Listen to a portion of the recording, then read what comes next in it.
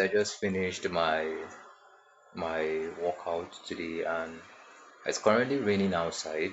Today is the 21st day in the month of July 2025, and if you're in Africa, precisely if you're in Nigeria and the south part of Nigeria, you'll know that this is a period where it rains a lot. But notwithstanding the rain, I was still able to, go out there and do something. I wasn't under the rain though, but the rain was not the problem. Why am I saying this?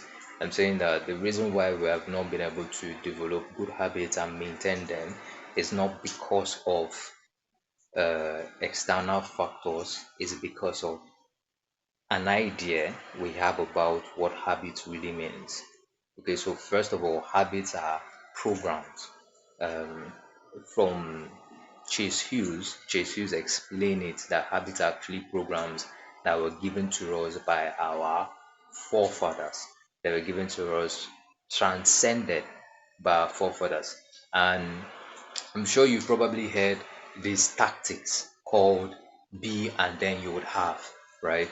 Be and have. You have to be something and then you have that thing. I'm sure you've heard it somehow. For example, you have to be a millionaire before you can have a millionaire. You have to be a dancer before you can have, maybe the dancing award, or you have to be a business person. I don't know. I think you've heard that stuff before. The what that is more of tactics rather than the real script, right? What that is like, okay, I want to give you some sort of tactics rather than me teaching you the rudiment of it.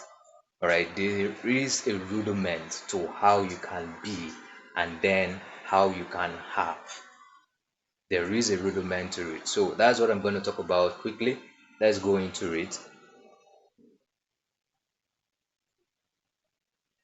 All right, now what you already seen it here. What makes us become something is identity. What will ever make us become something before we can have that thing is identity. And what exactly is identity? Identity, according to Chase Hughes, is who you are, like your story, who you are, your story, right? Now, if I'm to ask you, put it in the comment section, who are you?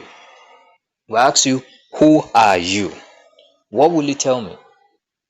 If I ask you, I want you to put in the comment section, who are you? What would you tell me if I ask you, who are you? Probably you may mention your who you are as per role base, who you are as per your family, your history, or who you are as per the association you found yourself in. And all those things are still identity based answers. That means if you're not this person, then you do not exist. I don't know if you understand. Let me use an example. So for myself, I like calling myself a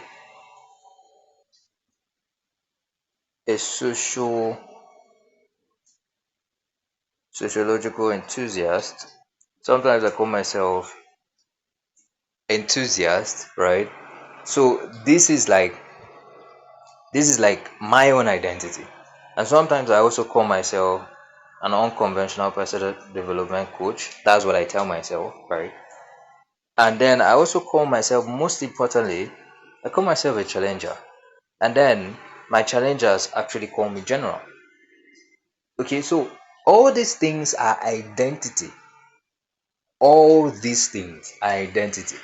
And the beautiful part of it is if they are positive identity, they help you, live based on the right habits, like they help you exhibit the right habits. But if they are negative identity, they also help you exhibit negative habits. That means identity is neutral, because you can be a doctor today and you can also be a terrorist. Yes, you can be either of these two.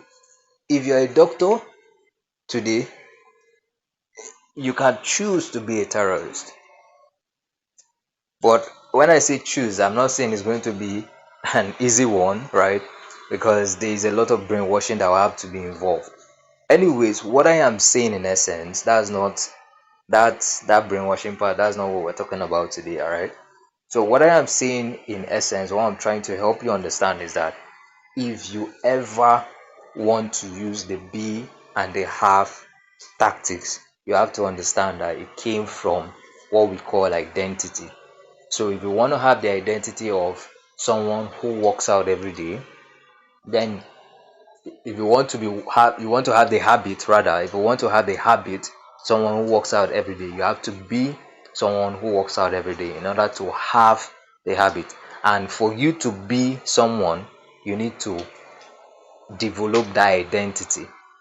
All right. So I'm a fit and healthy person. That is my identity, right? That is my identity. One of my identity is I'm the most brutally dangerous man in the room. And when I mean most brutally dangerous, I'm talking about all my past self combined. If I bring all my past self right from when I was small down till as at today when I'm making this video, I want me in the future to be able to knock all of us out. Like one KO out. One KO. One KO. Just one. I want my future self to be able to knock all of us out. And that is just physical, like based on physical strength.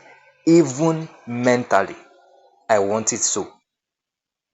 That is how I've been able to maintain the habit of doing the things I have been doing. All right. So, if you ever want to develop the right habits, if you ever want to have, whatever it is, right? Instead of just thinking of being and having, think of how you can identify as this thing you want to become. I identify as an athlete. I identify as a musician. I identify as a communicationist. I identify as this. Identify yourself as this person, and then you have that habit. But there's one other thing I want you to note. There's one thing I want you to note. Because you identify as this thing, you have to be careful with the identities you assume. Because whenever you identify as those things, if you don't do things that are congruent with that identity, you face what we call cognitive dissonance. It's a psychological terms, all right? But in layman terms, what it means is if you identify as a Nigerian, it means you're not a South African. If you identify as a black, it means you're not a white, if there's anything like that. If you identify as a socialist, it means you're not a capitalist. If you identify as a challenger, it means you're not X, or you're not Y, or you're not Z. So that's why I say you have to be very careful with what you identify as, because the moment you identify as that thing, anything you do that is contrary to that identity will sink into your brain as cognitive dissonance. It will mess with your brain. All right. I hope you found value in this. If you did, please like, share, subscribe, and most especially share. Right. I'm more interested in you sharing this message with someone who is going to find value in this. All the same, always remember that I'm rooting for you. Bye for now.